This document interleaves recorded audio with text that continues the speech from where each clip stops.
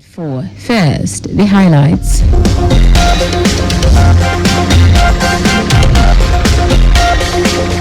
Lagos State's government reopens Ogudu-Ifako Bridge after repairs. President Tinubu arrives Imo to unveil Governor Uzodima's legacy project. On the foreign scene, United States of America deport 120 Iranians as part of President Trump's crackdown on immigration. In sports, Nigeria Football Federation confirms Super Eagles friendlies in United States of America. Now the details. I am Taiwo Baruwa.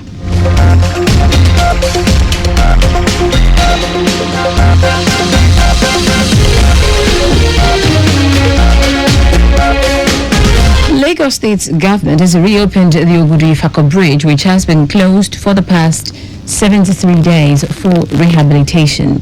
This was announced after an inspection of the project by the Commissioner for Transportation, Oluwaseun Oshiyemi, Special Advisor to the Governor on Infrastructure, Olufemi Daramola, alongside the Permanent Secretary, Ministry of Transportation, Olawale Musa. Commissioner for Transportation, Oluwaseun Oshiyemi, commended the resilience and patience of motorists, road users, and residents of the state throughout the period. We all know that we'll be the ones to enjoy it now. Thank you, Lagosians, for being ever compliant. Thank you, Lagosians, for ever supporting us. And thank you, our wonderful press, for always passing and communicating our messages to Lagosians. At this point, I want to say a big thank you once again to Mr. Governor for this wonderful work, and also to Lagosians for supporting us.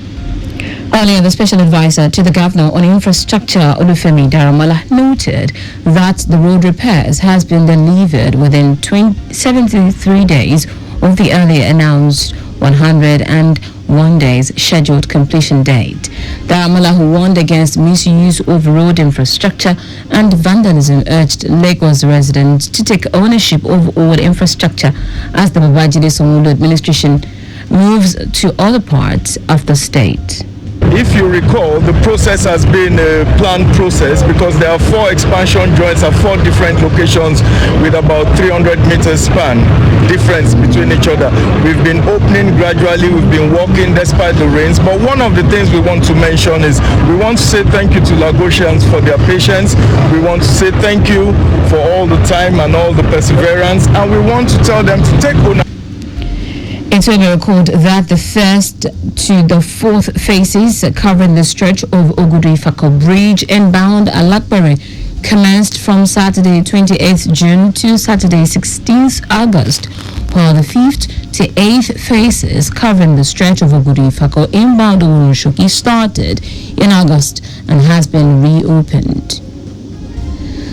The Lagos State government has reaffirmed its commitment to building an agile and smart workforce with the successful completion of more than 20 training programs in the second and third quarters of 2025. The programs organized by the Ministry of Establishment and Training benefited over 3,000 officers across the state public service, cutting across virtually all cadres of officers in various ministries, departments, and agencies, MDAs, with a focus on enhancing both job-specific competencies and generic skills that are vital for effective service delivery. Commissioner for Establishment and Training, Afolabi Ayotayo, described the development as a demonstration of the present administration's determination to strengthen human capital in the state public service. According to him, the scope and reach of the training programs demonstrate the state's government resolve to empower officers with technical knowledge and managerial skills essential for providing exceptional services to Lagosians, emphasizing that a strong and well-equipped workforce remains the bedrock of sustainable development. The Federal Airport Authority of Nigeria, FAN, has introduced a cashless payment system to enhance operational efficiency and improve passenger experience across all airports in the country. FAN's Managing Director and Chief Executive Officer Olubunmi Kuku announced the initiative at a press conference held at Terminal 2 of the Murtala Mohammed International Airport, MMIA Ikeja. Kuku, who was represented by the Director of Special Duties, Henry Gbebere, said the new payment system is designed to eliminate discrepancies curb sharp practices, and align Nigeria's airport with global digital standards. Koko explained that the cashless policy reflects FAN's commitment to modernization, transparency, and accountability in its operations and to keep Nigeria's airport in line with global digital standards. It means faster, seamless, and more secure transaction.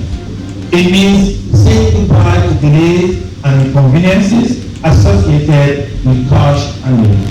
This move is a direct response to the demand for modern, efficient, and world-class service.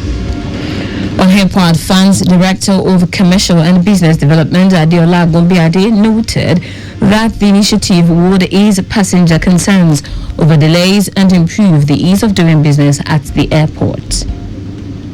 Now to the rest of the stories. President Bola Tinubu is in Owerri, Imo State, to inaugurate a series of projects delivered by Governor Hope Uzodinma. Tinubu is also a guest at the launch of a book, A Decade of Impactful Progressive Governance in Nigeria, authored by the governor. The presidency has commended other Uzodinma's digital and youth empowerment initiatives, such as the My Imo app, the My Imo app, the Imo Digital City, and the Skill Up Imo Techno Space remote work platform. The Pension Transitional Arrangement Directorate, PTAD, has announced the start of implementation of the new pension increment for pensioners under the Defined Benefit Scheme, DBS, saying the adjustment will be reflected in the September 2025 payroll cycle. In a statement signed by management and posted on its X handle, PTAD, the increased package includes a fixed 32,000 naira payment alongside percentage increases for eligible categories, which will benefit about 832,000 pensioners under its management. It will be recorded that PTAD in August announced that President Bola Tinubu approved a series of measures, including a new welfare benefit for pensioners under DBS. The approval follows a formal request by PTAD's Executive Secretary, Tolulope Odunaya, seeking an emergency budgetary allocation to implement pension reforms and welfare benefit for the scheme's retirees. In foreign news now, Iran says 120 over its nationals are being deported from the United States as part of President Donald Trump's crackdown on immigration. Iranian Foreign Ministry official Hussein Noshabadi said most of those being flown to Iran via Qatar had entered the U.S. illegally, mainly through Mexico. There has been an increased number of Iranians entering the U.S. in recent years, including many of who fear persecution at home.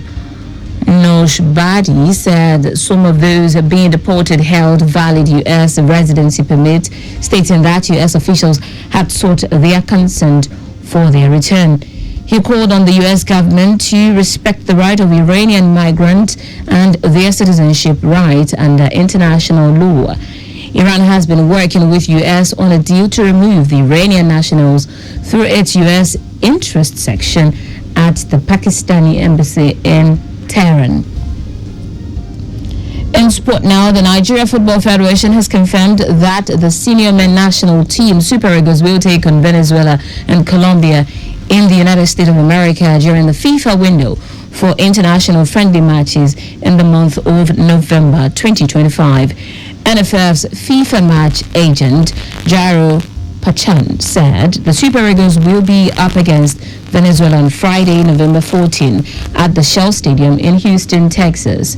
On Tuesday, November 18, the three-time African champions will confront the Los Cafeteros of Colombia at the Citi Field Stadium in Flushing Meadows, New York.